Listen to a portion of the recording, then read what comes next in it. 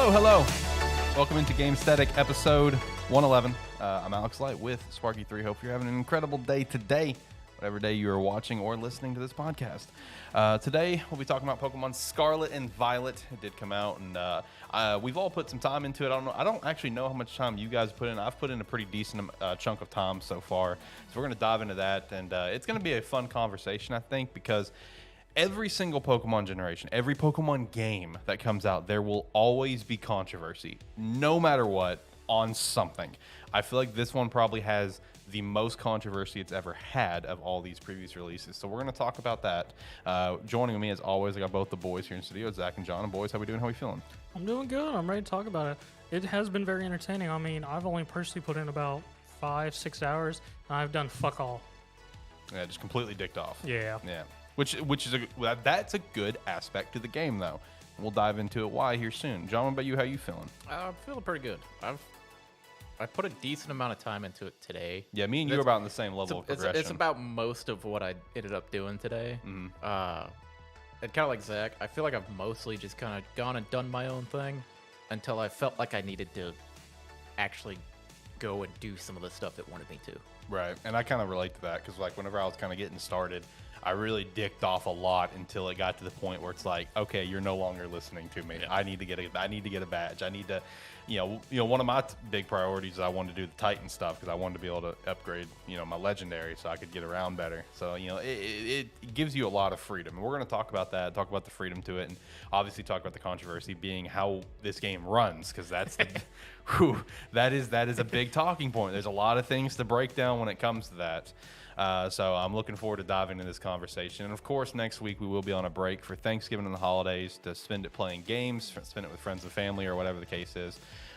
So for today's episode, we will be going over some Black Friday deals. Not all the ads are out in terms of like video game stuff. Best Buy is the only one not out yet.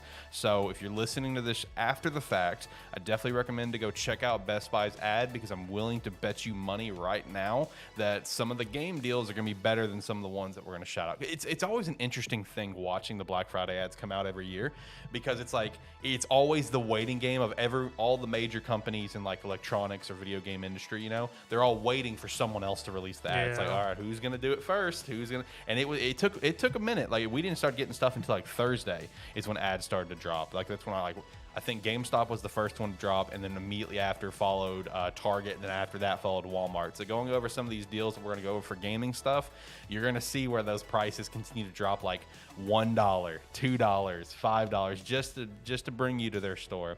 So if you're going to be looking for any games for this upcoming Black Friday, make sure to go check out Best Buy first because some of those deals may be better than some of the ones we're going to shout out here today. We'll also do any follow-up we want to do with the 3 games we chatted about last week, God of War, Sonic Frontiers, and Harvestella. If we have anything more we wanted to add, we'll do that later on in the show. And also look at some Game Awards stuff as well because all the categories have been announced with the nominees. So we'll look at the Game of the Year nominees, and then a couple weeks from now when we come back on 12/3, which we will be talking about Midnight Suns then, we'll look at all the nominees we give a shit about, and we'll try to predict winners because the following Thursday after that episode we'll be live for the Game Awards. For that week will be our normal Gamesthetic episode, by the way, just so you know, John. So the week of the Game Awards, we will not do a show on Saturday. Okay. Yeah, because me and Zach are just going to flip-flop I look on at that. the schedule. Okay. Well, thank you. Appreciate you. I just wanted to make that known. Yeah, for that week of Game Awards, Thursday only will be our episode. No Saturday episode because me and Zach will do AniMan on Saturday that week. We'll just do a little flip-flop on schedule. I can also only say that because I looked at it today. Okay. I did update it today, so that's fair. I did update it this morning. Okay. All right. Nice. Make sure to check out our Agent Ink shop down below. Pick up a jersey. We appreciate that as well as check out Rogue Energy. Use our referral link to buy some cans. They are delicious, and we definitely appreciate that support to get some cans. And looking forward to seeing what flavors they're going to be, revealing next. I'm curious if they're just going to stick with the candy theming or if they're going to start doing some other stuff. You know what I mean? So I'm very excited to see the next batch of flavors. I'm also just excited to see what the next actual tub flavor is going to be. It's been a little bit, and we got Rocket Pop over the summer, and that was it. We haven't got anything here recently. So I'm looking forward to seeing what we're going to have there. All right, I'll go ahead and start turning down the music here, and we'll kind of dive and actually turn off the music. I remembered this time. He has a hard time remembering to turn off music. I do. I just turn it down and like towards the end of the show, I just look over and I just see it playing and it's just looping over and over again. But no one can hear it. No one can hear it because it's turned down. But I think only once it's actually caught me off guard. I think it was with me and you, Zach, and AniMan, because I was like, all right, I'm gonna hit the music. I started to turn it up and it's just blaring. It's like, oh, whoa, my bad. Oh man. But yeah, so starting things off with Pokemon Scarlet and Violet. Like I said, these games have more controversy, I feel like, than any other Pokemon game that's come out in recent history. Ultra Sun, Ultra Moon, Sun and Moon, those all had their own batch of, controversy with the abandonment of gym battles and stuff. Then we have Gen 8, which, of course, shafted the national decks, and that brought a huge then the trees, the N64 trees. And then, of course, it brings us to Brilliant Diamond Shining Pearl, where it's Diamond and Pearl and not like what ORAS was, where it brought in the Emerald elements. They wanted the Platinum elements. And hey, that's on the fans. That is on the fans. That is 100% on the fans. And then we have Legend Arceus, which, even though it's a great step in the right direction, there's all these cool things, there were still some different controversial things about it in one way or the other. And now here we are with Scarlet and Violet with its own controversy, and on my opinion, the biggest one yet. National decks, that was whatever. You know what I mean? I feel like you could live without that, as we have, and it's been great. But this one I feel like it's the biggest one because of how glaring it is. You know what I mean? It's very, very in your face glaring with the graphical issues. It's very apparent that how old the Switch is at this point. Yes. When the moment you, like, even before you get control of your character, I'm watching everything happen. I go, whoa. Yeah. Now, see, there's two sides to this, and that's where I really wanted to dive into with you guys, because this has been the constant back and forth on Twitter. Where do you put more of the blame? Do you put it on the Switch, like we tend to do, and deserving to do? Let me stress that. Very deserving to do. Do you put the blame on that, or do you put the blame on Game Freak? Or is it a mix of both? Because a lot of people immediately want to turn to Xenoblade that just came out this year, Xenoblade Chronicles 3, with its huge world that runs beautifully, or Breath of the Wild years ago. Yes, huge world, lots of stuff in that world, runs beautifully. I know our buddy Josh, if he's listening right now, he likes to always point out Skyrim and Witcher as well, but those are older games, so I don't really count those too much. But who do you put the blame on at this point? Do you put it on Game Freak, being super ambitious with these, or do you put it on the console, or is it both? Because I feel like both sides are valid here. I feel like it's a little bit of both, because well, yes, you can look at something like Xenoblade and say, well, that game's got a massive world. It looks great. It runs great. It's partially, everything in this game is there. Yeah, it's like stuff pops in as you move around. Like all the Pokemon will pop in. But a lot of the stuff, it renders from a pretty large distance. Yeah. Because, as an example of that, if you're playing the game, if you go next to one of these massive tall cliffs that are in the game and there's water down below you, just take a look down there. It's rendering Pokemon in the water. Yeah. Down at the bottom. You can't see them very well. But it's there. It's you can't see them very well because of the distance, and they're extremely pixelated at that point. But they're there. You can see them swimming around. But it's also partially, you got to blame Game Freak a little bit on it. Whether it be for them trying to push the game out to meet end of the year here, because I personally don't know how long they've been working on it. But when you look at the fact that Xenoblade comes out this year, it runs great, it looks great, you got to put a little bit of them on not optimizing it for the Switch. They're making the game they want to make, but they're not making it for the hardware, which has become more and more apparent. Yeah. Because it's other developers, they can make these ambitious games. They just scale back the elements to make it look as good and run as good as possible, even if you're missing some aspects of it that you would rather have. So you got to blame them a little bit for it. Right. But yeah. What's your take? Me? Yeah. On where to kind of put the blame, on whether if it be more on console or more on Game Freak. I fully blame Game Freak. Fully. See, a lot of people are kind of looking that way because a lot of people always want to bring up the one consistent fact is that Pokemon is the #1 grossing entertainment franchise on the planet. Oh, easily, especially with a bunch of stuff that happened recently. Like it popped off recently just because fucking they let Ash win a second championship. This time a world championship. Yes, but I mean, I personally put it on Game Freak personally, just because, as John hinted at, is like they know what system they're putting on. Literally, no other system is it going on. Yeah. So they know the optimization and the quality of the hardware. I mean, I understand getting a little ambitious because they did with Legends and whatnot. They went, well, we can do Legends again, right? Well, wait, that wasn't Game Freak, my bad. That was another company. So yeah, No, that was by the A team. yeah. Game Freak was by the Legends was by Game Freak the A team. Was it okay? Yeah, yeah. Brilliant I was- Diamond and it- Shining yeah, Pearl was a Yeah, was that Was the other that one, was okay. Ilka did that. Yeah, okay, Ilka did that. So I mean, they did that. It's like, yeah, we can do that again, and didn't realize they went a bit too far on it. Right. Or as far as we're concerned, they have a test developer copy of a Switch we don't know about, Hmm. and they were just like, well, it'll look better once that comes out. Forget the old Switch; it's old. Yeah, like who cares? It's like Yeah. well, a lot of people. I just also remembered, like, even looking back at previous Pokemon games. Remember Sun and Moon on the 3DS? Unplayable. It's like those games. I mean, in their own right, they're fun games, but nobody wants to go back and play those games because No. of how badly they were. Like they ran and they looked. Yeah. It's like so it's not a new problem. It's like Game Freak keeps trying to make these strides and they keep trying to go forward with it. And yeah, I'll give them a little bit with the Switch being old hardware. And like Zach said, maybe they've got an updated, like maybe they're running it on something a little more robust back on their side.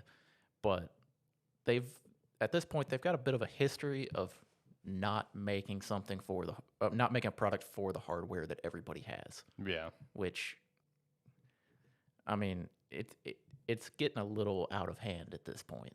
It is. Because I mean, it's like Scarlet and Violet. It's like I'm playing Violet, and the main complaint I have with it is, man, does this game run very poorly in certain aspects of it. Yeah. That's the main thing holding it back. It took me about 2 hours to get used to it constantly being jittery in that, because it was like making my eyes cross for a little while there. Right. And I will say this as well, like when it comes to these graphical issues, that is at least a plus. You got to look on the bright side in all things of life, the way I like to look at things, is that it's at least it's not ruining the experience. Like what you mentioned with Sun and Moon, Ultra Sun and Moon, look, those games made me want to beat my skull against the wall because of how brutally it would lag.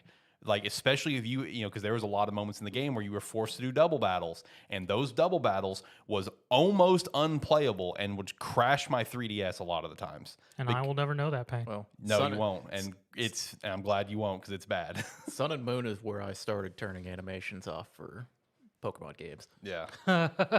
Dude, Sun and Moon is the worst run Pokemon games that I've experienced personally because of how bad it would lag. While the performance issues in this game is unbelievably noticeable, I don't feel like it ruins the experience completely. There is a lot of good about this game, right?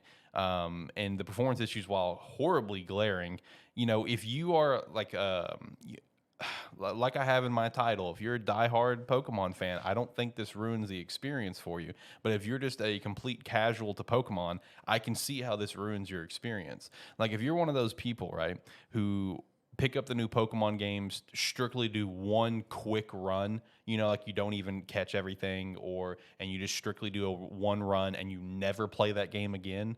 You know, like you're casual to me. Yeah. Like, you know, if you like, I know John, you don't really do a lot of competitive, but you at least go back and play Pokemon games. Like you put time into it. You've been playing it forever. I view you in the diehard category.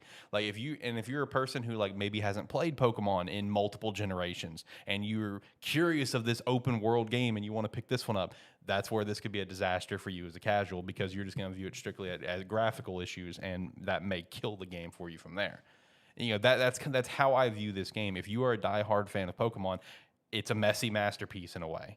And when I say masterpiece, I'm not calling like a 10 out of 10, but it's just like there are so many good things about the game and so many steps in the right direction. And when it steps in the right direction, that's also honestly, one of my issues though with this game and Pokemon is because I am sick and tired of getting these games that are steps in the right direction. Can we just get to the right direction? No. That's the problem. We can't. Like every game that's come out since like really, really Sword and Shield. And I mean, Sun and Moon had its moments too. Eliminating HMs was awesome in Sun and Moon, where they gave you like all the riding Pokemon that we know, like from Legends and stuff. Yeah. Sun and Moon started that. Awesome.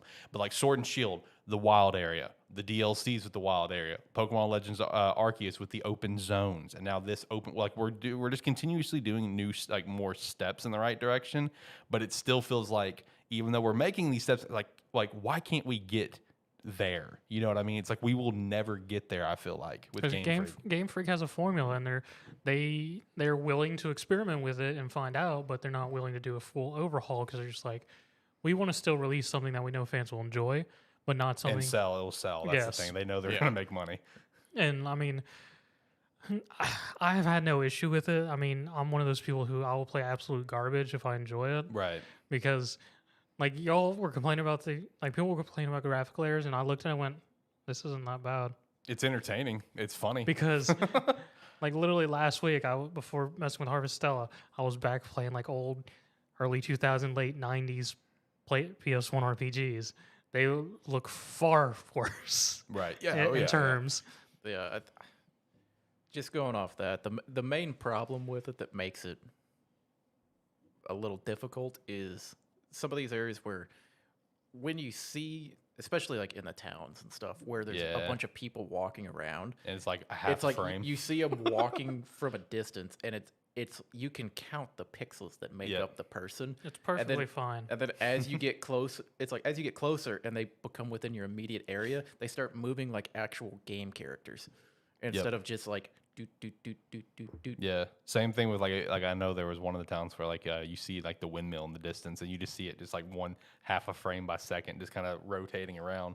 Like I said, it's all very, very noticeable. I just don't feel like it ruins the experience because there is a lot of fun to this game because of the freedom to it, which we already kind of touched on. Because like that's what's so interesting about this game, and again, more steps in the right direction is like all of us have already done a very different journey so far. And I also like how they do the map showing everything of the 3 main quest lines, and it actually shows that is a nice touch. It shows you the order that you do it, so it's gonna be fun to compare it later. Like, it does show what order. I didn't know it showed the order. Yeah, like as it like if you watch the map as it like flashes like back, it'll flash back and forth between like if you completed it, it'll flash back and forth of like which one. It's like 1, 2, 3, 4, 5, 6. It doesn't matter what line. It combines all 3 lines together and just makes it what you did in order, which I think is a nice touch because it's gonna be nice to compare it later. Mine's just gonna be big fat 0.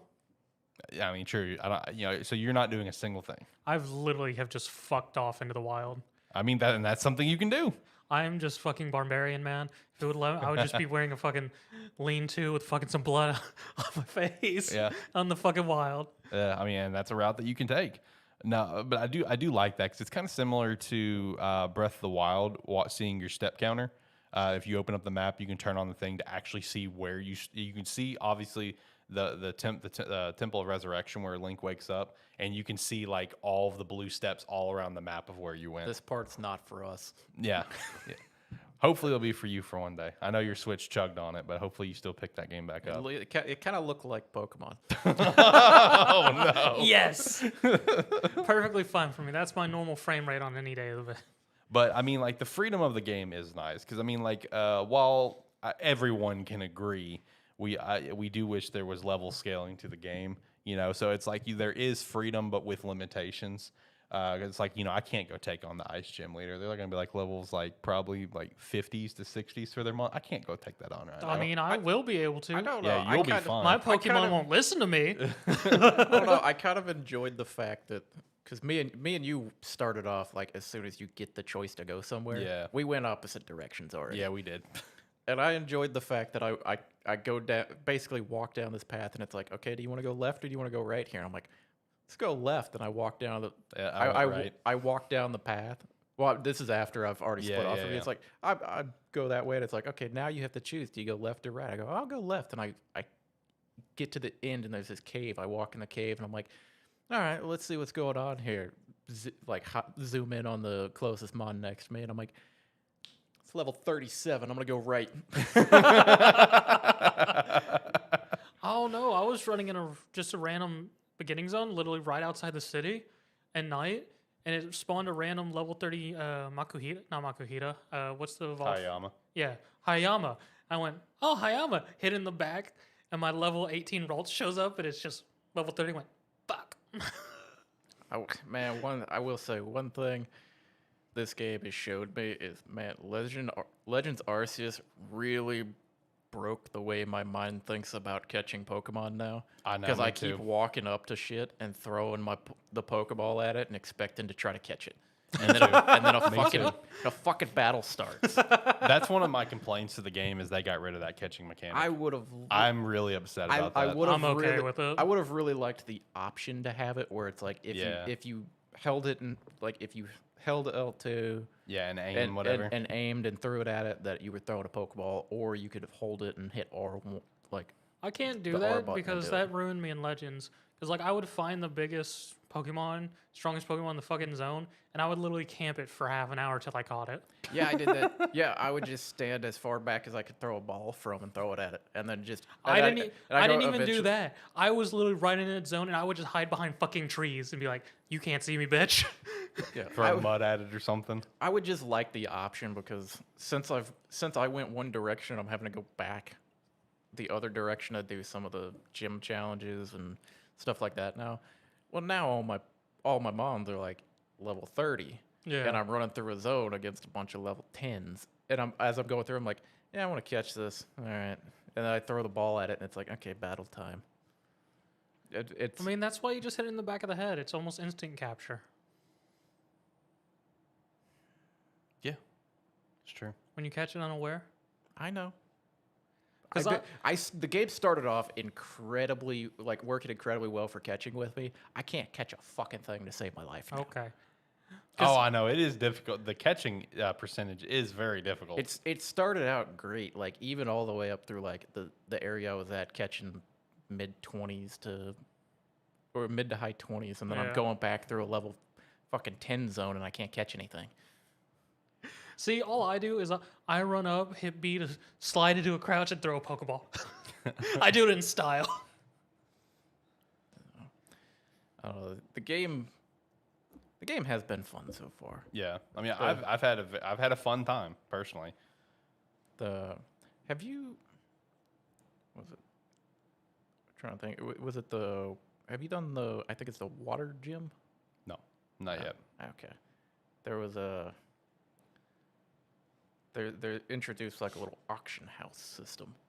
It's kind of like regular marts, but you can get stuff discounted prices basically.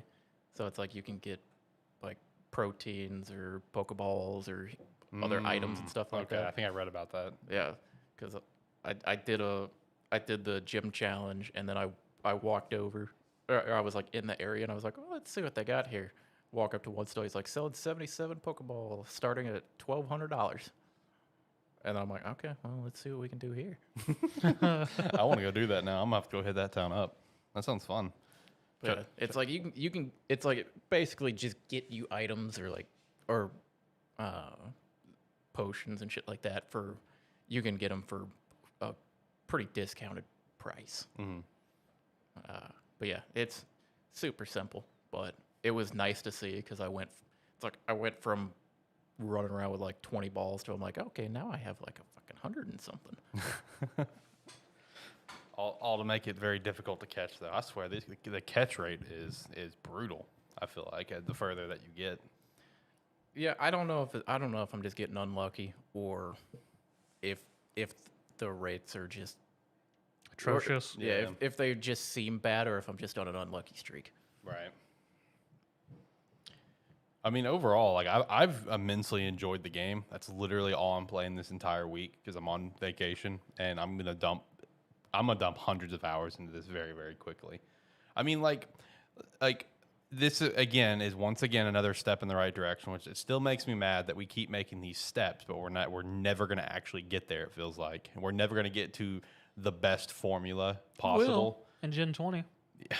Honestly, I talk to Josh about this all the time. I genuinely want Pokemon to end after Gen 10 just because the Pokemon community irritates the shit out of me. I really and Josh is in full agreement with me. He's like, yeah, just let it end after Gen 10. It's not. I know it's not, but I wish it would. I wish it would. Just pack it up. No more remakes. No more gens. Nothing. But I know it's not going to happen. But just have them make like Pokemon Gen 10 Ultimate and just put everything in it. yeah, Just have every mon, every mechanic, everything in You it, just and choose watch people hate it. You just choose a region to start in, and you have to travel across all 10 regions. Yeah, it's like There's even a temporal axis to go back to Legends. yeah, that'd be awesome though. fuck it, put it all in there and watch people complain about it not being enough. Yeah, Exactly. they'll always find something to complain about when it comes to Pokemon. Pokemon is like one of the most, probably the most like toxic sort of online. This community. is why we have Pal World. Fucking guns and monsters. Do we have an update on that game? I don't think so. Okay. Well, hopefully one day we will. Yeah. The game looks fun. I'll ask you, Alex, what's your favorite new mon so far that you've been using? I know you said it sucks, but I really like Palmo. It wasn't working for me. I It like just says Palmo. 2023 for Pal World. Okay. It wasn't working for me, but comparatively, there's a reason why. Right. Yeah, you like the flamingo. The flamingo is a fucking monster. I caught it, but I haven't used it. You get it so early, and it's Yeah. so strong for the point you get it in. Like, let's see. I have Palmo, I have him in his final evolution, which I think is Palmot. And I just got it earlier, so I haven't used it yet. But he's probably been my favorite. I'm actually a big fan of him. And I'm really looking forward to building a competitive team with him, which, as I'm sure everyone else on the planet is, because of one of his moves. It's a move only he gets as soon as he evolves. It only has one PP. We've mentioned it before, actually, when we were covering leaks, where it can revive a fallen Pokemon on your team. What is this? Palmot's signature move. It will revive a Pokemon on your team. I have no idea what you're talking It's about. the new little electric Yeah, mouse. the little electric mouse thing. No idea what you're talking about. I'm sure you've run into it. Probably. But yeah, that move will be. I think he's gonna be a pretty sweet competitive threat. I really want to use the grasshopper. Have you seen the grasshopper? I'm assuming. The little bastard. Yeah, the nimble little bastard. I really want to use him. There's a couple of these mons like fucking that little bastard. What was it like? The little small little cactus guy. Oh, yeah. The little plant bastard. Yeah. He's actually like a. Oh wait, you talking about Cacnea? No. Okay, the new one. The new little Okay, bitty yeah. motherfucker. All these fucking small things are pissing me off as I'm trying to ride around. The small things do piss me off too. I'm with you on that one. Oh, like 100%. Scatterbug? Yeah, like Scatterbug. Can't fucking see him in the grass. Yep. And then when they populate, And I'm Yep. trying to fucking ride around. Yep. And suddenly it's just there, and I'm in a battle. I'm like, I understand they're small. Make them a little more visible next time. And also one thing that which doesn't really apply to me, but obviously applies to like our friend Josh and a lot of others. One thing that's like, ooh, that sucks, is they eliminated the overworld shiny sparkle. So it's like if you happen to run across like any of those small little dudes and they're shiny, you will not know You're fucked. you're fucked. Because it's not going to sparkle like it did in Legend, or it won't make a sound or anything. I did notice that because I've gotten really into watching YouTube Shorts. I don't know why. It's like half of what I watch now. fair. But I was flipping through Fair. yesterday, like around noon, and saw a couple series of like Pokemon Scarlet and Violet ones, and one of them was a stream where it's like at the very beginning of the game before they've even, or like right after they've left the school, and somebody was like, "Yeah, how about you just stay in the area until you find a shiny?" The person's like running around in a circle. They're like, "I'm not gonna stay here for a shiny." About 15 seconds later, a shiny Hoppip spawns. Yes. And I'm sitting there looking at it, I'm like, I was looking at it on the screen, I'm like, that looks shiny over there, but it's very hard to tell. Yeah. Because And that you don't- sucks too. you- That sucks. It's like you don't get any notification. Nope. And there's no sparkle or anything. You just have to know the sprites. Yeah, that's exactly it. You need to know what they look like. But one little plus though is that your Pokemon in the Let's Go mode, it will not attack a shiny. So there is a plus. There is Well, a silver lining there. That'll I be guess. pretty fucking obvious because they attack everything in Yes. sight. So there is at least an upside to that, is that they will not attack shinies. Someone has tested this. So there's at least that. And I will say, if you come across a shiny, and if you come across a shiny, you can save and reset as like you would in Legends, and it'll still be there. So that's also an option. Yeah, the no overworld sprite and the sound for it, like, ooh, I feel bad for shiny hunters, especially if you're going after one of the small little fuckers.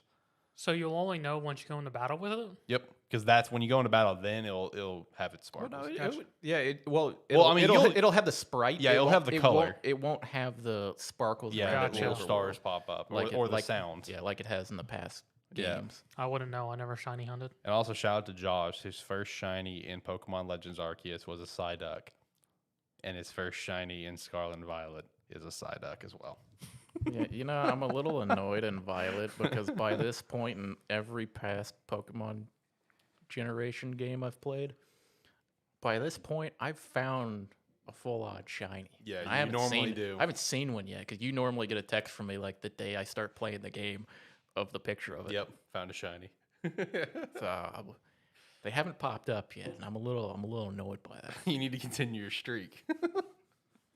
Meanwhile, I'm over here. It's like I may have passed like a million shinies at this point. I'll never know because they're just small, and I just pass them. Yeah, but yeah, I mean, so far, really enjoying the game, and I'm having a lot of fun catching a lot of these new mons and just trying them out. Yeah, 'Cause I don't remember what the hell the thing's called, but found it in the desert. It's just a tumbleweed. I don't remember the name. Yeah, it's a grass ghost type. Yeah, it's a grass ghost type. I don't remember what the hell it's called. That thing's fun. I've caught it, but I haven't used it. I didn't realize it was I assumed it was a mon, but the first time I ran up to it, I tried to target it and it wouldn't let me target it. I was like, what the fuck is this thing over here? I mean, I want to catch one of the roaming little guys with the coin, but I don't think you can catch the roaming version, can you? No, the only one that you can catch is when they're in the chest. That's a shame. Yeah, up on the towers. Those are the only ones that are actually catchable. Well, I still need it for my team because I need the most dopiest team ever. Yeah, you want the Golden Surfer, because I want the Golden Surfer too. He looks cool. Is that what it's called? No, that like his evolved form, basically just picture like Silver Surfer but gold, Yeah. and also like just like a big bag on its waist and like dreadlocks. I think that's essentially its evolved form. I need that in a Dillbird or a Dillybird. Yeah, All the sex. yeah, exactly. No, I really want him, but to get him, you have to find the gimme ghoul, whether if it's the chest, because the chests give you more. You know, you'll get like anywhere from like 50 to 100 coins when you kill it or capture What, it. and collect 1,000 of them? You need to collect 1,000. Oh, I'm good. Oh, they're fucking everywhere. Yeah. Yeah, so that's what you need to get for that one. And once again, we're still continuing these weird evolutions, like the 1,000 steps in the overworld and stuff like that. Now the tumbleweed one, that makes sense. That makes so much sense, honestly. I had to do that with Palmo, and I was just annoyed the entire time. It was a tedious little thing, but Wait, the thing you said that revives people? yeah, you have to take Palmo, and he has to walk 1,000 steps in the overworld to evolve to his final. Oh. Yeah, just like how John's got to do it with his tumbleweed, which like I said, that makes a lot of sense. It's a tumbleweed, so that makes sense to me. See, I just want to evolve my teacup, but I had to find fucking broken. Yeah, you got to find the evolution part for it. Yeah. Yeah, I as soon as I found out Synesty was in the game, because I didn't know that, my first thought was, damn, where the hell is that teapot gonna be? If you find it, trade it to me. Yeah, I'll let you know if I find it. So far, nothing. I And haven't even seen one yet. Well, mine was from a Terra battle. I just lucked out, and for some reason they okay. gave me as a fairy type, so I have a ghost fairy Synesty. I will also say with we haven't even touched on the raids are so much better because they're so much faster. I wouldn't know. I didn't do them Sword and Shield. Yeah, they're Tedious. in Sword and Shield. It was like you had to go through the phases of it Yeah. of taking it down to like a third of its health and then it pulling its shields and everything. Now in this one, the Terra battles, if you can one shot it, you can one shot it. Yep. It doesn't stop you. So that's one massive quality of life thing they definitely improved on from the last one, because like also with that you can play with people online or play with your Yep. friends, and you don't have to wait for them to make their move and select it. Like you can just continue to attack yourself. So if one person's just in there and they just went AFK at the start of it, you're good. You can still finish it. So that's great, because that was also an annoying thing about the raid battles if you did it with other people, where it's just like, all right, well, this is taking 5 years because one person will take literally the entire time to pick a move, and it just makes the raid battles just last so long. You can pump out a raid battle in like a minute, which is awesome. I need to go back and put my Dragon Surskit on my team. All right, relax. That sounds legit. So Yeah. It's the first one that I found. Yeah. I will say, for the actual Terra gimmick, I like it, and I will say the big thing that I like about it is I don't feel like it's gonna break the game per se. Like No. I loved Dynamaxing. I thought it was such a cool gimmick, but I fully acknowledge that it could really break games, especially in singles play. In singles play, it would break games easy. Like make it just so OP, and it even did the same. Really, it was more balanced and more tailored for VGC and like the doubles. But it was still a really overpowered mechanic at times. I feel like Terra is a really nice balance where it doesn't break the game. It doesn't make anything feel overpowered. I will say I'm an idiot, and going into the game release, I wasn't sure exactly how Terra was going to work. I wasn't sure if it added the type or not, or how it worked. So the fact that because I figured adding the type would make it overly complicated, where it's just like, okay, you have this type, and now this type. So what's your weaknesses? What's your strengths? Et cetera, et cetera. But it's only that type when it's terrestrialized. Yeah, when it's terrestrialized, it's only that single type. So it really makes for some interesting ideas of like what you can do, like what kind of Terra type would you want? Like if you want to turn like a Mon who can be really good with a 4 times weakness to something that's a pretty common move that people like to use, just tear it into another type completely, or maybe just tear it into one of those 2 types you want to focus. There's so many different things that you can consider for it.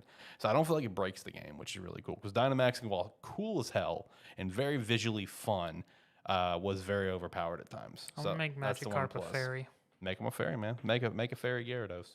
No, just Magikarp. Just Magikarp. Okay. I got an Everstone. I'll just throw that sucker on him. Oh, there you go. Yeah, using the like terrestrializing, I haven't done it very much. I haven't really felt the need to. At least so far, I haven't had any battles where I'm like, you know what, I need this little boost, or I need this type advantage or anything like that. Right. But that might just be the fact that all the mons I'm running around with right now just all have really good coverage, or just the fact that they're all really strong for the early portion of the game. I mean, True. the other thing with that is that you can only use it once until you go hit up a Pokemon Center again. Yeah, it has that recharge for it, whatever. Which, I mean, makes sense. Yeah. I mean, it does. It makes more sense than the Mega Evolution when they had it, where you just do it every battle. Yeah. As much as you want to. At least this is like, okay, we're giving you this power, but you get it once, and then you got to go charge it up again. Yeah. And it only lasts for so long. Right. Which So- I do think is a more balanced way to handle it. Yeah. It makes more sense as well. Mhm. But yeah, I do like that aspect of it, as little as I am actually using it. Right. But I will say, so far in the game, at least for me, there's a very clear winner for the best new mod, Your Flamingo. and it's the fucking Flamingo. I've seen a lot of people raving about the Flamingo, though. I'm not going to lie. It's so fucking good at least. I don't know if it's gonna fall off. It could Right. very easily fall off the later in the game it gets. I haven't looked at its moveset that it gets, but fighting with the moves that it gets early on, it's just a fucking powerhouse against everything. I mean, it is ridiculous. Like, if I ran into one and caught it, it was level 8. I was fucking out my team at level 12. So I was like, what's happening here?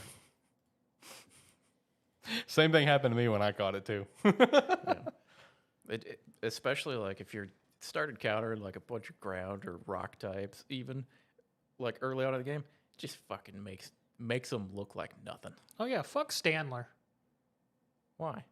Because I found him, and the first one I found had a fucked moveset where it just hypnosis all my Pokemon, and then it would fucking sand attack on him and just set up on him the entire fucking time.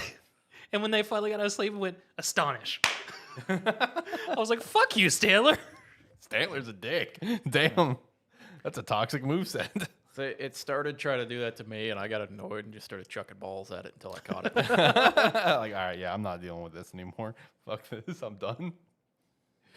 Oh. Yeah. One thing, because I know we talked about it a little bit before the game came out, was the way TMs were going to work in the game. Oh, yeah. Because the TMs cost league points to actually make. You get so many fucking league points. Yeah, we were wondering how many league points we were actually going to have access to in the game. It's a fucking lot. Yeah, you get 500 if you find a 1-star Terra battle, and it just goes up in hundreds for each difficulty up. Yeah. I think And then you find TMs fucking everywhere on the ground. Yeah. You find everything. I don't know why there's a shop. I don't know where there's a shop. I find just as many Pokeballs on the ground. I've got 56 potions. Yeah. Yeah, I got like 56 potions. I feel that. I got I've got more ethers right now than I've ever had in a Pokemon game. And then if you're catching Pokemon, you go to the Pokedex. It's like, oh, you've caught 10 Pokemon? Here's more shit.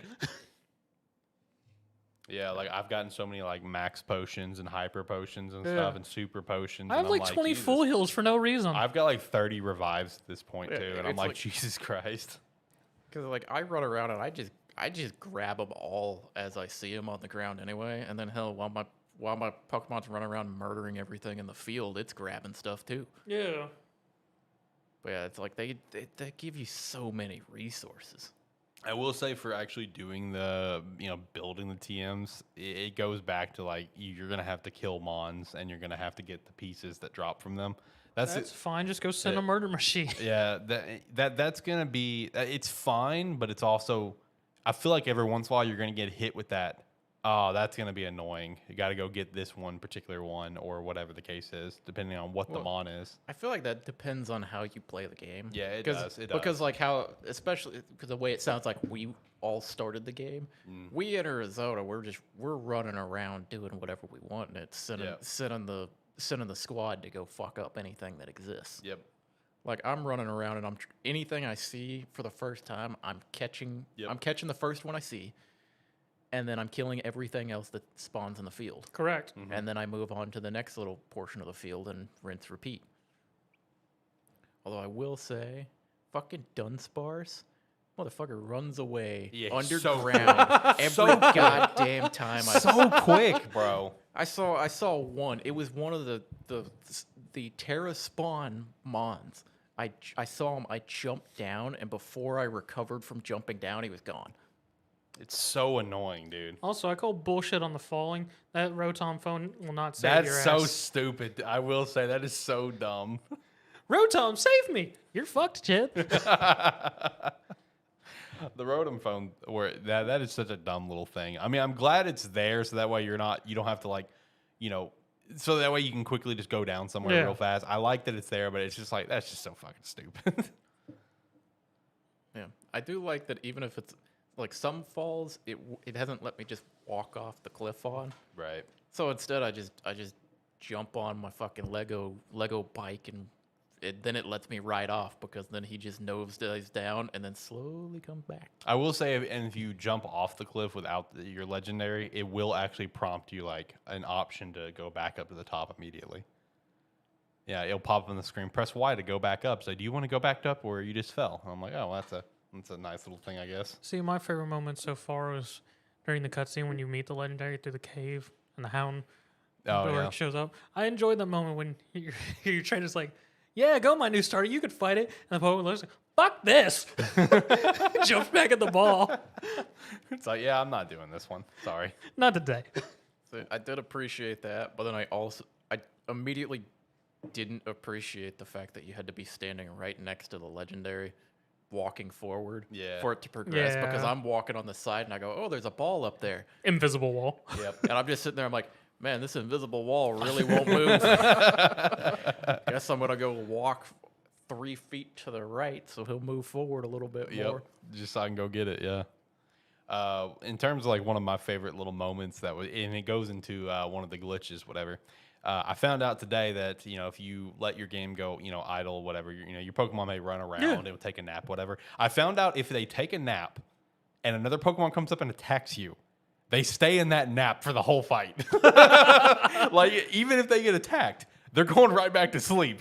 Like, but they will also still attack. So it happened to me earlier with Pomo. I was texting, and I look up, and I'm in a battle with a Tauros. But meanwhile, in the middle of the battle, Pomo is still asleep, just curled up in a little ball. And I'm like, does he still attack? And does he wake up? And I hit arm thrust, and all of a sudden you just start seeing him beat the hell out of the Tauros, but he's not moving. He's just still Z's just popping out of sleep. Tauros hits him. He gets up, and then you just see him just lay back down and curl back up after he gets hit. I'm like, okay, all right, that's funny. I like that.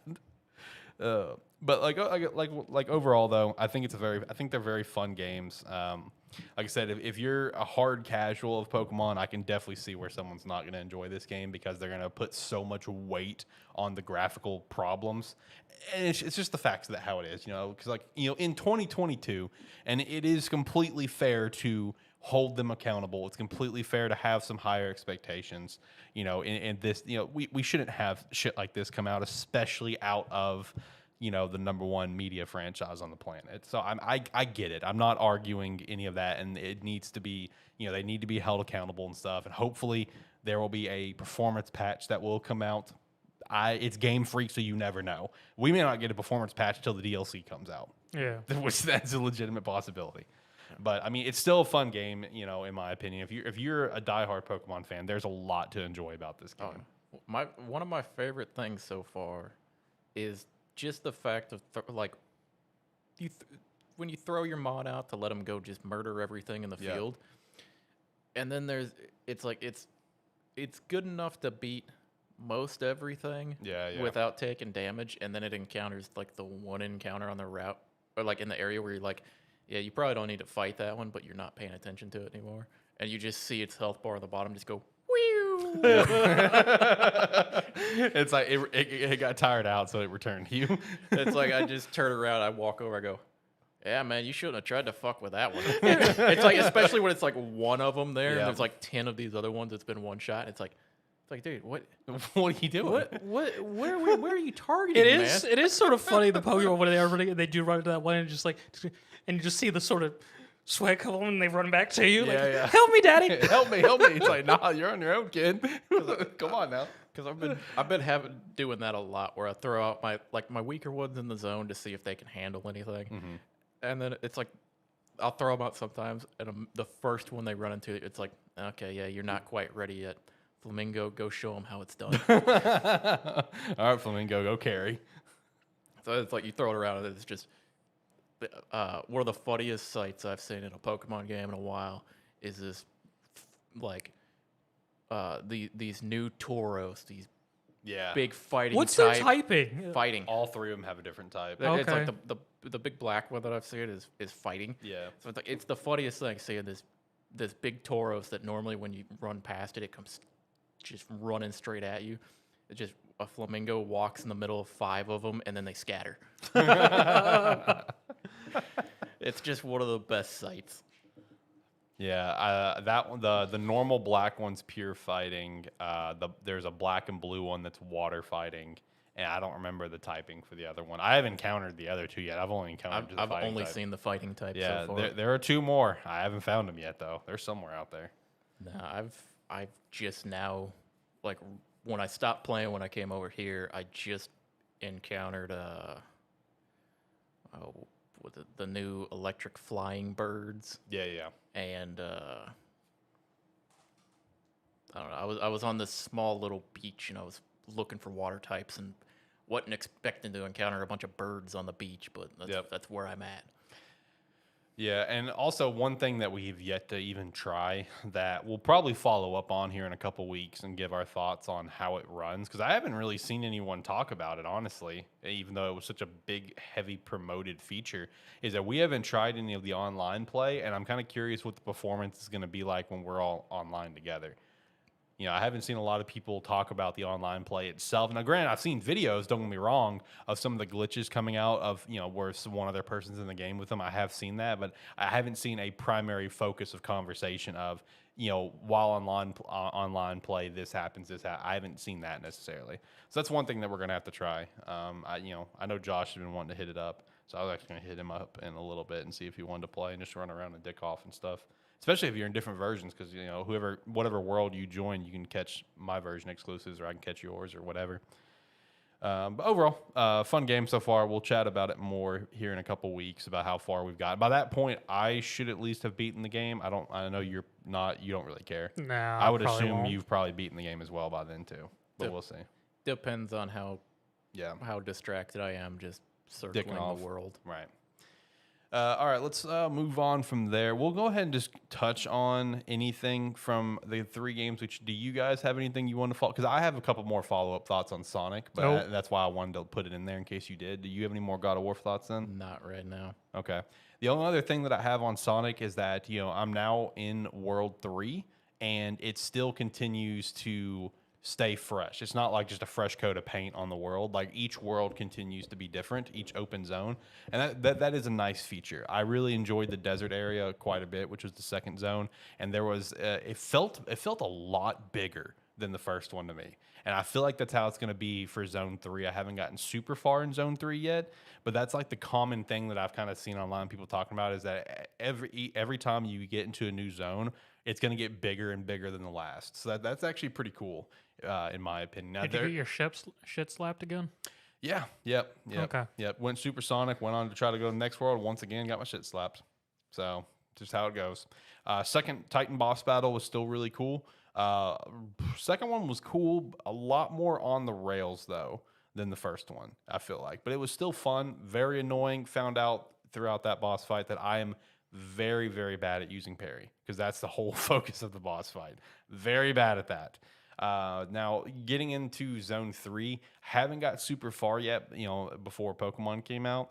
The only complaint that I have is there is a lot of like all the traversal stuff that you can hit, like the rails and everything like that. That is those moments where it will turn it to like a 2D side scroller. Oh. So for traversal, it's really annoying. That's the only complaint that I have about Zone 3 so far. I haven't got super far into it. I haven't hit like the cyberspace levels and everything.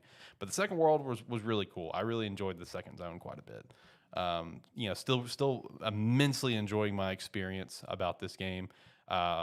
And I will say, I know you and I had our bet about the Game Awards, so, I'll follow up on that. The only thing that I really want to hammer when it comes to that Game Awards thing, and I see a lot of people all agreeing on this, it is a fucking crime that Sonic Frontiers did not at least get nominated for best soundtrack and music.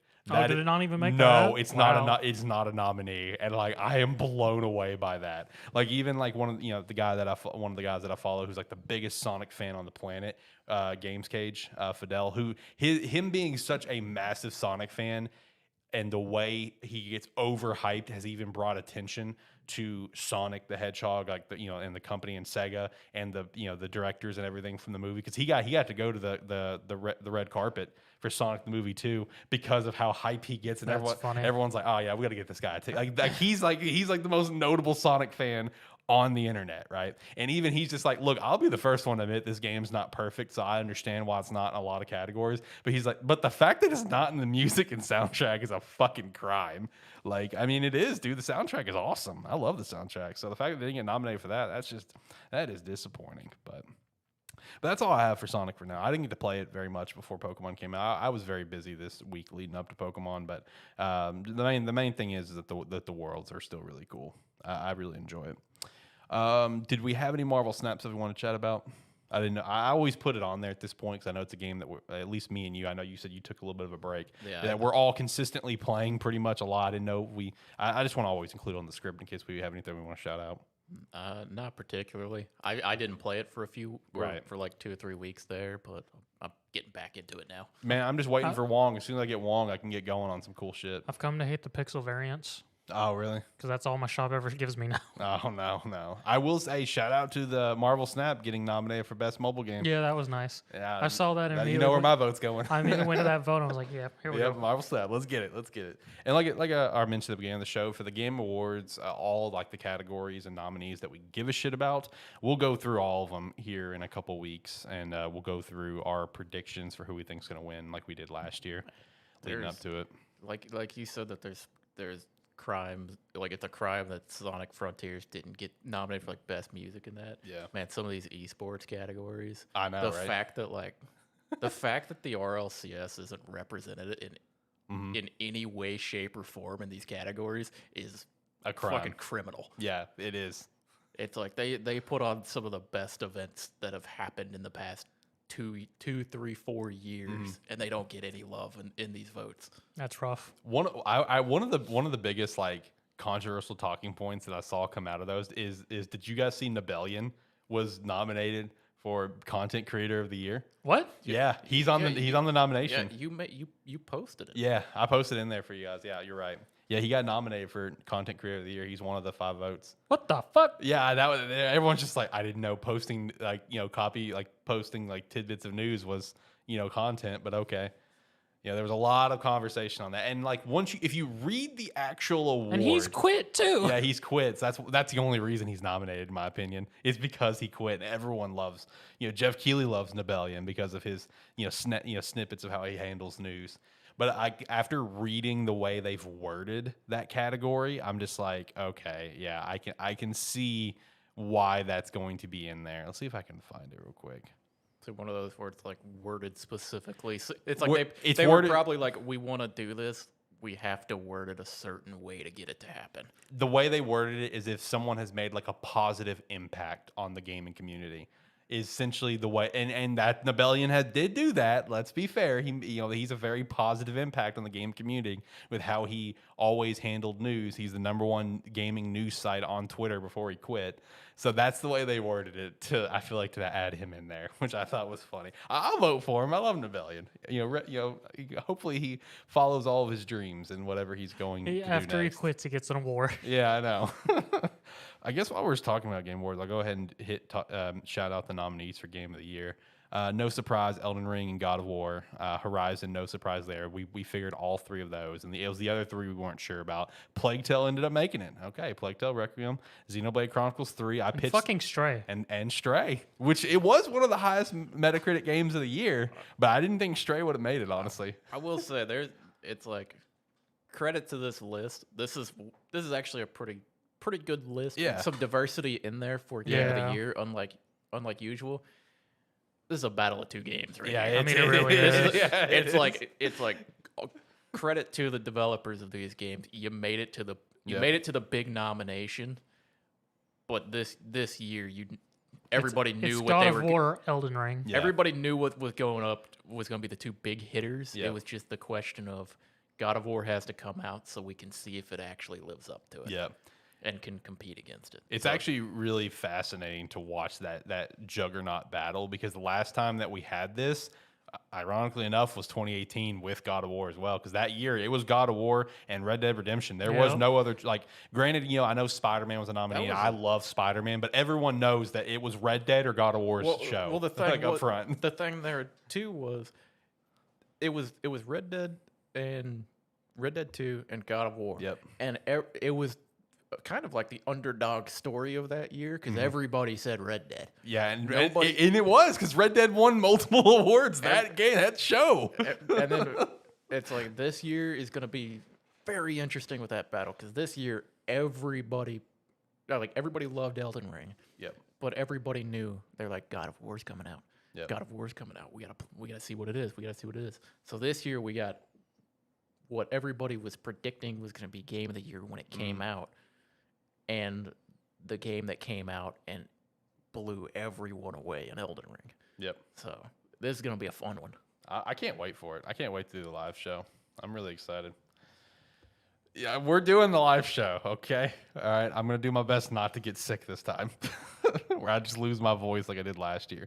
But I do like what John said about the diversity of this list, even though it is, it is one of 2. We know that. Last year was completely like, who knows what's going to fucking be. Last couple of years, I feel like it was last like year that. have been sort of what it's in the air. Yeah, but this year we know. But shout out to Stray though. Shout out to Stray making Game of the Year nominee for Game Awards. That's pretty cool. And I also want to stress to the listeners, I am fully aware that Game Awards is not the all-in, end all whatever for Game Awards. We know that.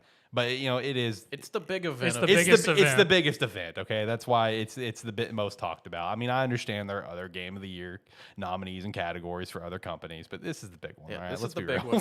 This is the big one that everyone's gonna watch. Yeah, People show up to sit in seats Yeah, and like- receive awards. Yeah, like this is the big one, guys. Come on, let's be real here. All right. So last thing here, and we'll hit the weekly wrap up real quick, is Black Friday. Well, I'm just going to cut it to Alex for the next 20 minutes. No, it won't be that long. I'm gonna run through this pretty quickly, honestly. There's one fucking like really good deal on here. Ooh. That when you start going Okay. through. Yeah, and it goes for both of you. Any deals that I shout out, that you want to double down on, hey, that's a good deal. Make sure to follow up on that. So, like I said at the beginning of the show, Best Buy is the only ad that's not out at the time of this live stream. So definitely go check that out. And see the game deals on that one, because as I've said, when it comes to these, every company is trying to one up one another. You'll see games go down $1, $2, $5 just to one up it. You see it every single year as the order of ads come out. So in general, Xbox Series S is pretty much $250 everywhere, which is a pretty damn good deal in my opinion. Especially, I think it was Target actually right now as we're live. I think they have the Series S up for $250, and you also get a $50 Target gift card with it.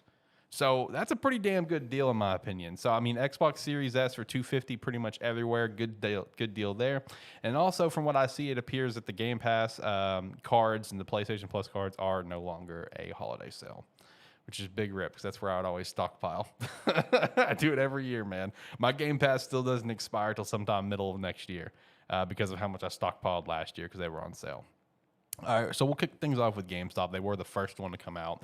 So they advertised some $35 games like FIFA, Madden, NBA 2K, Animal Crossing New Horizons, Just Dance, Legend of Zelda, Breath of the Wild, Saints Row, and Elden Ring. Of course, they do have the buy two, get one free on pre-owned. Some $17 games that they have advertised is Crash Racing, Quarry. That's a good pickup there, in my opinion. Quarry is a very fun game, especially play it with some friends, do the movie mode like us three did. You'll have a very fun time watching how things play out. Grid Legends, Witcher 3, which of course is getting its next gen update here very soon, or current gen update is a better way to put it. WWE 2K, Spyro, and Digimon Survive. Let me stop you right Why does now. Digimon Survive there? The fact that this is $17, if you're at least a passable Digimon fan, this is possibly the best deal you're gonna get. That is a good deal. I saw that. I'm like, oh yeah, John's gonna like that one. That is fucking nuts. Yeah. That game is so, granted, it's a visual novel. Yeah, Visual novels aren't for everyone, but that game is so fucking good.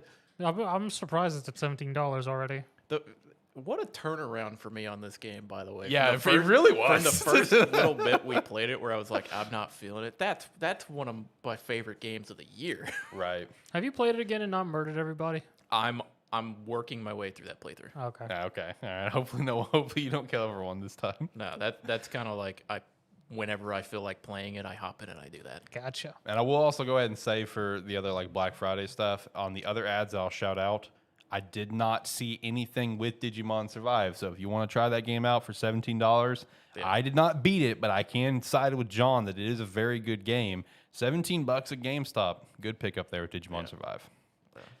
With the amount of time, like with the amount of like replayability that game has, it really does. It's like if you play that game through to see the different endings and that, if you enjoy it that much, I mean, visual novel style tactical battle. So I mean, you're looking at 200 hours for $17. Right. Easy chunk of time you can put in. Some $29 games they have advertised, like, of course, NHL, P5R, so that's cool. Dying Light 2, Tony Hawk, Pro Skater 1 and 2, Gran Turismo 7, Destroy All Humans, Soul Hackers 2, Ratchet Rift Apart, Lego Star Wars, The Skywalker Saga, and Mario and Sonic Olympic Games. Then for some $39 games, we have the Demon Slayer game that I don't think anyone really played, PGA F1, New Tales from the Borderlands, Plague Tale Requiem is already on sale, so there's pickup there if you don't have an Xbox or access to Game Pass, and you wanted to play that game. Miles Morales, Horizon Forbidden West, good pickup on that one. Mario Party Superstars, Fire Emblem Warriors 3 Hopes, and Link's Awakening. And then for some accessories, DualSense for $50, which pretty much is everywhere, as well as about $10 off Xbox controllers. That's pretty much everywhere as well. Save up to $30 on various forms of memory, which is always a nice little pickup if you need some more for your Switch, your PlayStation, or your Xbox. Up to 40% off Switch accessories. Good little buy there. I did also notice they're selling a $500 iBuy Power PC, a 1650 graphics card, but for $500, and if you don't want to be a hardcore PC gamer, gamer, I feel like that's a pretty good pickup, in my opinion. If you don't plan to be hardcore, but you want to get something for PC, that might not be a bad buy. Up to 50% off PC accessories and up to 25% off statues, figures, and more. And that's pretty much the GameStop ad. Digimon Survive, I feel like, is definitely the big headliner there. Heading over to Target, and once again, we will already see the changes from one ad to the other because $30 Switch games, Mario Party Superstars, and Breath of the Wild are two that are advertised. Both these were $35 and $39 respectively at GameStop. Mario and Rabbids Sparks of Hope. That game is brand new. It's full price at $60, but you get a free Target $10 Target gift card. So if you were wanting that game, might want to pick it up now and get that Target gift card. Put it towards something else. Mario Kart Live is on sale for $60. Keep in mind that is normally a $90 purchase. Still going to pass on that for me personally. Just Dance 2023 for $40. No Deals $35 at GameStop. Some $20 games: TMT Turtles Collection, the Cowbun Collection, Plants and Zombies for the Nintendo Switch, Sackboy Adventure, Halo Infinite, which that one's pretty much $20 across the board as well. Spider-Man Game of the Year Edition on PS4, FIFA 23 for the Nintendo Switch, because it's pretty much FIFA like 19 essentially. From what I understand from people that play FIFA on the Switch, is they have not updated the game in like 5 years. And WWE 2K22, also $20 there. $30 game, SpongeBob Racers, It Takes Two for the Switch. Nice little pickup there, potentially. NBA 2K, P5R for the Nintendo Switch, Ratchet & Clank Rift Apart, FIFA 23 for the previous gen, and then Madden as well. And some of those were about $35 a GameStop. Save a little money there. $35 games, FIFA for the current gen, NHL, Forza Horizon 5, and F1, $40 games. Sonic Frontiers, definitely recommend that one. Elden Ring, Horizon Forbidden West, and Saints Row, some $15 games. Rabbids Party, GTA 5, which is the current generations, Xbox Series X and PS5. Assassin's Creed Valhalla, and Battlefield 2042. That's on Game Pass, so definitely don't go buy that game. $10 games, we got Jedi Fallen Order, and of course God of War 2018, which pretty much always goes on sale for $10. They also have a lot of headsets on sale, and they also have the headset that I personally have. The Turtle Beach Stealth 700 Gen 2 Max is on sale for $140. I love that headset, so I definitely recommend it there. And then, like I said, controllers, pretty much the same price they were at $50, $45 and stuff. There is a HyperX gaming bundle as well. It's a headset, mouse, keyboard, and I think something else for $90 if you want to get something new for your PC. And then they also have BOGO 15% off select gaming gift cards. And then the Walmart ad, which is currently, like, in my opinion, the GOTY ad right now in terms of some prices, because again, it was the latest one. Best Buy is should top it. So Gotham Knights already on sale for $35. Boys, how are we feeling about that potential pickup? Would you guys recommend Gotham Knights for $35? What do you think? I mean, yeah, I'd probably get it for $35. I mean, it's a nice time killer. Yeah, it is. Yeah. What about you, John? Would you push that one for $35? I mean, it's a little annoying considering we just paid $70 for it. I mean, it is. Yeah, it is. But the fact that it's $35, I mean, yeah, sure, why not? Yeah, right. It's like I'd say the game's fun enough to pay that for it.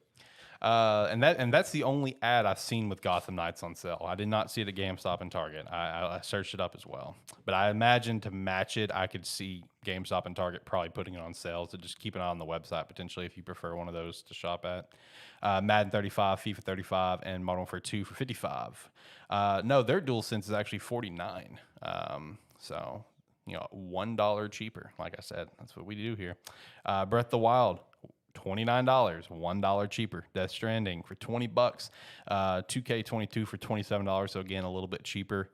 Ratchet & Clank Rift Apart, $35. Mario Party Superstars, again, $29. That $1 cheaper just to try to get you to go there. Skywalker Saga for $35. Nick All-Star Brawl for $20. Tiny Tina's Wonderlands for $29. Elden Ring, $35. MLB The Show for $35. Guardians of the Galaxy, $15. Very good pickup there if you don't have access to Game Pass, because it is on Game Pass. Guardians of the Galaxy is a phenomenal game, and I highly recommend it. $15 is such a damn good price for it if you don't have Game Pass. Battlefield 2042 for $29. Halo Infinite, like I said, for $20. GTA 5 for $10 there, and this is, again, this is the current generation version. Last of Us Remastered, $15. Horizon Forbidden West, $35. Mass Effect Legendary Edition for $20. Very good purchase there. Resident Evil Village for $20. Animal Crossing's New Horizons for $29, so a little bit cheaper there. Returnal, $35. Link's Awakening for $29. Three Hopes for $35, and Frontiers for $29. So that is the place to buy Sonic Frontiers for $29. I like that you almost got thrown off by your own abbreviations and went for the Assassin's Creed. Yep, he almost did. I did, yeah. I like your brain went Assassin's Creed. Animal Animal Crossing. Crossing. Assassin's Creed Animal Crossing. Yep. My own abbreviations messed me up, but no, I mean there is some pretty solid games on sale this year. I mean Sonic Frontiers, Guardians, Digimon Survive. I mean, P5R is on sale for some of that is of course on Game Pass. But if you don't have it, that's a good pickup. I know Zach would push that one for sure. Mario Party Superstars, a lot of fun to play with friends and stuff. Breath of the Wild. I mean, goddamn, that's been out forever. I mean, you should have Breath of the Wild at this point. Question: did either of y'all watch that Mario Party in real life video I posted the other day? No, I'm into. I'm sorry. It is a nice story of what Mario Party really does to people. Oh, okay. No, lots of good games though. Lots of good games. I know you're gonna push that Digimon Survive one. That's gonna be your biggest one. It's crazy that game's $17. Yeah, $17. I thought that was a very good price when I saw that. Now, like I said, just looking forward to the Best Buy ads, seeing what's going to be on there. I don't know if there's any games that I'm personally like, oh yeah, I need to pick that up. I feel pretty good at the time, especially since I already have like God of War. I still need to play. I still need to finish Sonic. I have Pokemon now. I have Midnight Suns in 2 weeks. It's a little hard to look at a list and go, I need that right now. I was about to say, because we're so fresh with games that are coming out. Out of all those, the only one that was slightly piqued my interest was Tiny Tina's. Yeah, I still got to pick that up. Same. And I want to play that. But I almost know there's somewhere I could probably look and find it cheaper. Right. That's my thing. I want to eventually get it because I do want to play that game. Yeah. Honestly, the only one that really piqued my interest in this whole list, and it's just for a dumb fucking reason that I know you definitely don't support, is honestly just Mass Effect, just so I can own it physically, because I don't own it physically. Is for the legendary. That's the only reason why it piques my interest. I don't have it physically. You don't own the legendary edition physical copy. You own You own the physical copies of the game. I know I do, but that's why I need the legendary edition I'm to add to pretty the sure collection. 2 of them are collector's editions. Yeah, 2 of them are collector's edition. I have like 3 Mass Effect 3s. I used to get made fun of for buying the same game over and over again. Here I am. Yours still hasn't stopped releasing. Fucking Skyrim. I've only bought that. I mean, he may have bought it more than me. That's possible, actually. The only thing I was really happy about this list was GTA 5 at $10, where it should be. That's fucking true. After all these years. Finally. Jesus Christ. Even then, it goes on sale for $5 every now and then. Yeah, it does. Speaking of that, one that I'm surprised I didn't see on any list is Cyberpunk, because that one always goes on sale for like $10 or $5. Hey, the anime saved it. Edge Runners saved it. Edge Runners did save Cyberpunk. It put it in a different light. Now they know that they can sell it for $15. Yeah, see, bump up the price. Again, I do push Sonic Frontiers for sure at that $29 price. That's one that I definitely push. It's a very fun game, guys. I mean, I really push someone to pick that one up. Any other things that you want to shout out for the Black Friday stuff, or go ahead and hit weekly wrap up and get out of here? I'd say a wrap up. All right, let's do it. So I already hit the Game Awards. I already hit Witcher 3. The Witcher 3 date for the current gen update is coming 12/14. I already know Josh is very, very pumped up for that. The only other things I have here is Bayonetta 4 was teased by Hideki Kamiya, which I only wanted to throw that in there because for the love of God, just already stop right now, because like we had Bayonetta 3 revealed and obviously it took like 7 years. Yes. Yeah, let's stop, okay? Let's not do this again, all right? Talk about it here in a few years when you're closer to release. Like, let's not do that again. They had Bayonetta 3 done for so long. Maybe they went ahead and got started on 4. Maybe, and then Or maybe they looked at Metroid Prime 4 and went, hey, we can release before them. Yeah, maybe it's a race now of which 4 is going to come out first, Metroid Prime 4 or Bayonetta 4. Which one? Half-Life 4. Oh my God, stop. All right, the last thing the weekly wrap-up is recently Blizzard has announced all game services to be suspended in China starting on January 23rd. It ultimately came down to Blizzard and NetEase not being able to come back and reach an agreement on their deal to allow Blizzard games to be in China. So, it's the last thing on the weekly wrap-up. Yay, win for China. Yeah. In my opinion, yes. In my opinion, yes. And it's not anything slight against China. It's just a slight against Blizzard. So, This past week, Warzone 2.0 came out. I saw that. oh, it did, didn't it? Yeah. Yeah, I played it a little bit. Is it any different? It's a little bit different. Okay. It's like in the battle royale modes now they have like strongholds in that which have AI in it. So it's basically a point to fight at, because they kind of are moving away from being able to just purchase your full loadout. Oh, Like okay. immediately into the game, so it's another way to get access to your loadout. Gotcha. And then it's like they made buying the weapons of your loadout because you have to buy them individually. So buying those individually are more expensive now. Instead of just buying the whole loadout in one bulk. Yeah, and then they also, with that download, they also had their DMZ mode, which is their extraction mode, kind of their answer to the wave of like Tarkov-esque games that have come out. Okay. Not quite the same, a similar concept, but you load in with a loadout, and if you die with that loadout, it's gone. Is the main takeaway of it. And you load in, there's a bunch of AI in there, and then I don't remember how many players it spawns in, but it's a fun mode. It's like I played a few rounds of it, and it was fun, and the AI ranges from like basically just targets to shoot at that aren't going to react to you very well. Yeah. To you fire a bullet and an army comes after you. So it's slightly different Warzone. Some people have some problems with it, and then their new extraction mode, which is, at least the little bit I played of it, fairly fun. Okay. Okay, right on. You got anything you want to shout out? No, I got nothing. Yeah, me either. Yeah, I'm just gonna go play Pokemon now. So I think that's it. We'll hit the music. We'll get out of here, boys. I want to go play Pokemon. All right, then. Like, comment, subscribe, rate, whatever your platform allows. It does help. If you're watching this live with us, you can hit subscribe on SparkE3 if you haven't for some reason already. And you can also go check the Gamesthetic YouTube and go subscribe there. Maybe also Terrible Football. Maybe AniMan. But definitely SparkE3 at the very least. You can help us out there. Come on, please. SparkE3 at the least. Thank you. Bye. All right, do everything he said and more. And if you made it to the end of this episode, thank you very much. And remember, we will be on break next week, but we'll be back the week after. So hopefully you'll come and see us then. Yeah, and make sure to check us out on our website, SparkE3.com. You sign up for free or sign up for $5 a month. We definitely appreciate that support. Join the Discord down below. Come chat with us. Hopefully you have a wonderful Thanksgiving with your friends, family, or whomever you're spending it with. Pick up some games on Black Friday like Digimon Survive, Sonic Frontiers, Mass Effect, GTA, whatever you want to pick up. Definitely, looking forward to maybe hearing about what you pick up. Come back and let us know here in a couple weeks. Pikmin 3. Not Pikmin 3. I wonder if Pikmin 3 is going to be on sale. Probably, but it's just not advertised. But it probably is on sale somewhere. Check GameStop for that one. Keep an eye out for the Best Buy ad, and we'll be back in a couple weeks to chat about Marvel Midnight Suns. That's really cool. All right, bye.